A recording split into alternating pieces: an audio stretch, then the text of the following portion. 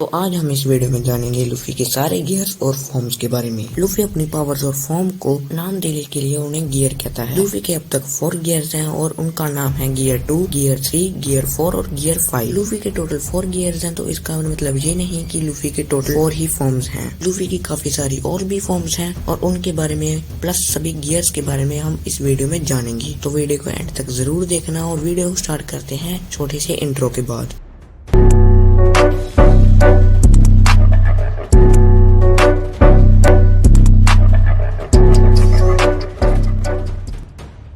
सबसे पहले लूफी का जो गियर आता है उसका नाम है गियर 2 और इस गियर के अंदर लूफी अपनी बेसिकली बहुत ज्यादा स्पीड को बढ़ा लेता है। इस गियर के अंदर जो लूफी है वो अपना ब्लड प्रेशर बहुत ज्यादा बढ़ा लेता है, मतलब कि जो उसका ब्लड का फ्लो है वो बहुत ज्यादा बढ़ जाता है और वो अपने ब्लड फ्लो को उस लेवल पे लेके जाता है जिस लेवल पे एक नॉर्मल बंदे का हार्ट फट जाता है। और लूफी का हार्ट इसलिए नहीं फटता क्योंकि लूफी का हार्ट प्लस पूरी की पूरी बॉडी गोमो गोमो नोमी की वजह से रबड़ की बनी हुई है। इस गियर को पहली बार लूफी ने CP9 के एक एजेंट बुलियोनो के खिलाफ यूज किया था। लूफी ने एलाइस लॉबी के अंदर ही रॉब लूसी को भी इसी गियर के द्वारा डिफीट किया था। ये गियर लूफी को बहुत अच्छी स्पीड तो दे देता है, पर इस गियर की वजह से लूफी को प्री टाइम स्केप के अंदर एक साइड इफेक्ट देखने को मिला था। उस साइड इफेक्ट की वजह से लूफी का जो लाइफ स्पैन था वो घटता जा रहा था। जब भी लूफी इस गियर का यूज करते हुए किसी अटैक को परफॉर्म करता है तो उस अटैक के आगे वो वर्ड लगा देता है। फॉर एग्जाम्पल मैं अगर लूफी के किसी अटैक का नाम लूँ जो कि वो गियर 2 के अंदर परफॉर्म करता है तो उनका नाम है गोमो गोमो नोमी जेट पिस्टल और गोमो गोमो नोमी जेट गैटलिंग। मैंने बस 2 ही अटैक्स के एग्जाम्पल दिए हैं, बाकी बहुत सारे अटैक्स हैं इस गियर के।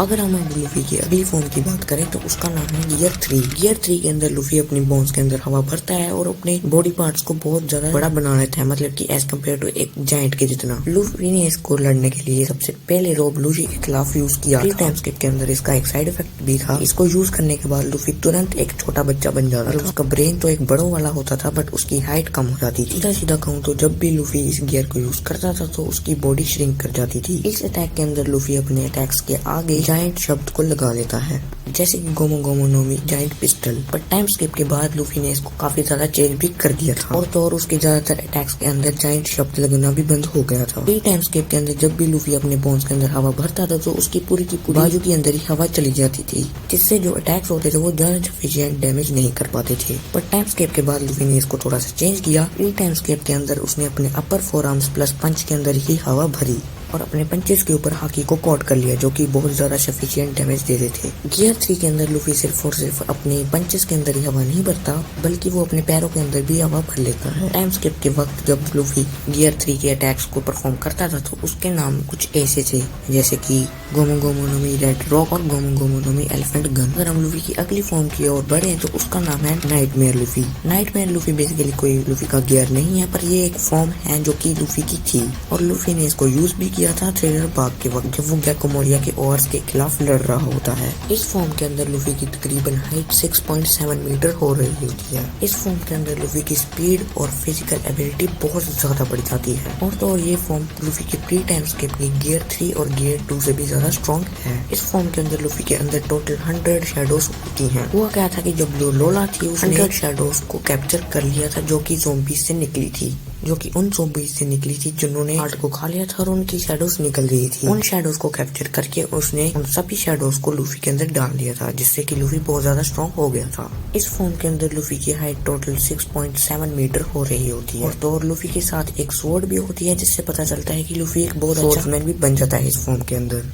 इस फॉर्म के अंदर लूफी एक नीले रंग का बॉडी बिल्डर बन जाता है और उसके अंदर लूफी की आवाज भी बहुत ज्यादा चेंज हो जाती है। इसके अंदर लूफी की स्पीड इतनी ज्यादा बढ़ जाती है कि लूफी ने झपकते ही ओवर्स का अटैक को डोज कर दिया था। अगर लूफी की अगली फॉर्म की बात की जाए तो उस फॉर्म का नाम अभी किसी को भी नहीं और ना ही उसका नाम कहीं पे मेंशन है।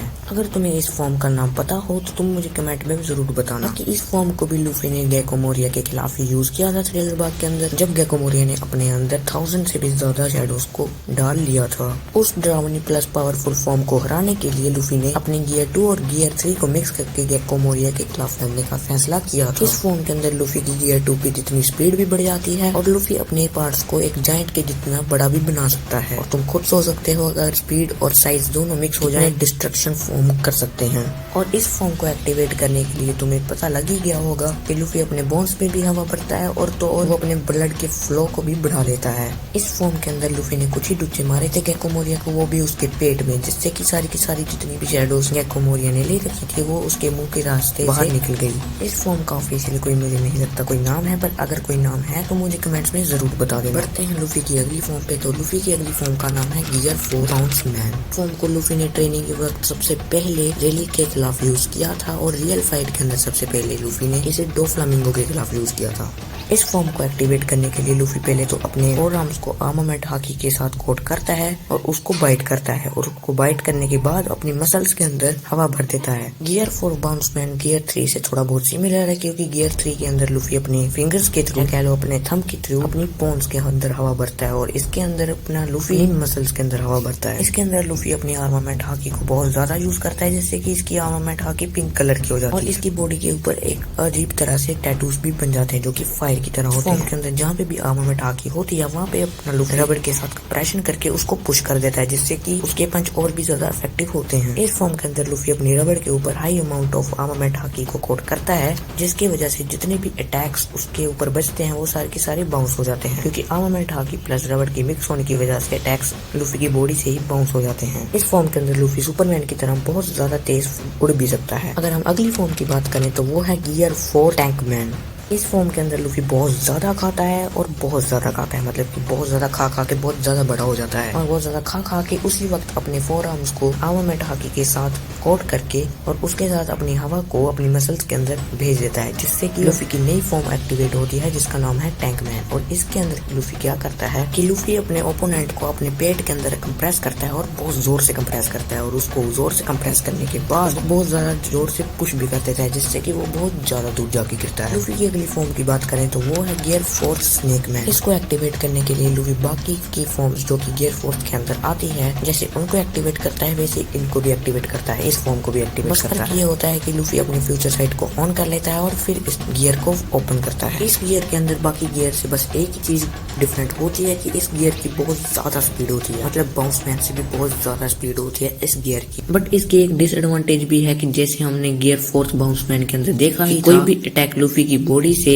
आर्मामेंट हाकी की बहुत ज्यादा कोटिंग होने की वजह से बाउंस कर जाता था, क्योंकि लूफी का पूरा बॉडी ही रबड़ से बना हुआ था। बट स्नेक मैन के अंदर ये चीज नहीं होती। स्नेक मैन के अंदर सिर्फ और सिर्फ लूफी की बाहें ही आर्मामेंट हाकी से कवर होती हैं, बाकी उसकी बॉडी नॉर्मल रबड़ ही होती है, जिससे कि उस पे जो भी अटैक लगता है उसको अच्छा खासा डैमेज मिलता है लूफी को। अगर हम गियर 4 के अटैक्स की बात करें तो गियर 4 के काफी इंटरेस्टिंग अटैक्स भी। तो अगर हम बाउंसमैन की बात करें तो बाउंसमैन के अंदर लूफी अपने पंचेस को कंप्रेस करता है और फिर उसको पुश कर देता है। लगभग उसके सभी अटैक्स इसी के ऊपर बेस्ड होते हैं, मतलब कि एक ही अटैक पे बेस्ड होता है, एक या दो। लूफी का बाउंसमैन के अंदर एक और अटैक है जिसका नाम है कल्वरीन। मुझे नहीं पता मैंने सही कहा कि नहीं, पर कल्वरीन अटैक है। और बाकी के अटैक्स की अगर हम बात करें तो बाउंसमैन का एक बहुत फेमस अटैक है जिसका नाम है कॉन्गन और उसका भी अपग्रेडेड वर्जन है किंग कॉन्गन। और आगे अगर हम बात करें टैंकमैन की तो टैंकमैन के अंदर ज्यादा खास कुछ है नहीं, क्योंकि अपने पंचेस को कंप्रेस करने के अलावा अपने दुश्मन को ही अपने अंदर कंप्रेस कर लेता है और उसको पुश करके बहुत दूर फेंकता है। अगर हम बात करें स्नेक मैन की तो स्नेक मैन के अटैक जितने भी हैं वो सभी स्नेक की मूवमेंट की बेस्ड हैं। जैसे हमें स्नेक की मूवमेंट का नहीं पता होता कि किधर से क्या होगा, वैसे स्नेक मैन है। स्नेक मैन का सबसे कॉमन अटैक है जेट कल्वरीन। जेट कल्वरीन के अंदर क्या होता है कि लूफी एक सीधा शॉट मारता है जो कि मिस हो जाता है और फिर से यू टर्न लेके वो ओपोनेंट के बच जाता है और इतनी ज्यादा स्पीड से बचता है ये अटैक बंदे की ऑब्जर्वेशन की भी धोखा खा जाती है। और स्नेक मैन का सबसे स्ट्रॉन्गेस्ट अटैक है किंग कोबरा। अगर हम लूफी की अगली फॉर्म की बात करें तो वो है गियर 5 अनगोड नीका। इसके अंदर जो लूफी का फ्रूट है गोमू गोमू नोमी, जो कि हितो नोमी मोड नीका है, वो अब एक हो जाता है, जिससे कि अब एक नीका तुम्हें पता ही है पारामीशियास के साथ क्या होता है, जो सराउंडिंग है वही फ्रूट पावर पे बेस्ड चेंज हो जाती है। और ये मिथिकल जोन टाइप फ्रूट भी है, इससे लूफी की जो ड्यूरेबिलिटी है वो नेक्स्ट लेवल हो जाती है। इसके अंदर लूफी अपनी सराउंडिंग्स को रबड़ के अंदर चेंज कर देता है और जो नॉन लिविंग थिंग्स है मेनली उनको चेंज कर देता है ये रबड़ के अंदर। साथ साथ जो लूफी है ये लिविंग थिंग्स को भी रबड़ के अंदर चेंज कर सकता है किसी लिमिटेशंस के अंदर। जैसे कि तुमने देखा ही था कि काइडो ने जब लूफी को निगल लिया था तब भी लूफी काइडो को रबड़ के अंदर बदल के उसकी आंखों से निकल जाता है। और तो और इस फॉर्म का सबसे स्ट्रॉन्गेस्ट अटैक है गोमू गोमू नो बजरंग गन। बाकी मैं इस फॉर्म के बारे में ज्यादा बात नहीं करने वाला, क्योंकि इसके बारे में हमें और भी बहुत कुछ जानना है। और वीडियो काफी लंबी भी हो चुकी है, तो इसलिए वीडियो को खत्म करते हैं। तो अगर तुम्हें वीडियो अच्छी लगी तो तुम वीडियो को लाइक करना और मेरे चैनल को सब्सक्राइब करना। मिलते हैं अगली वीडियो में, तब तक के लिए बाय बाय।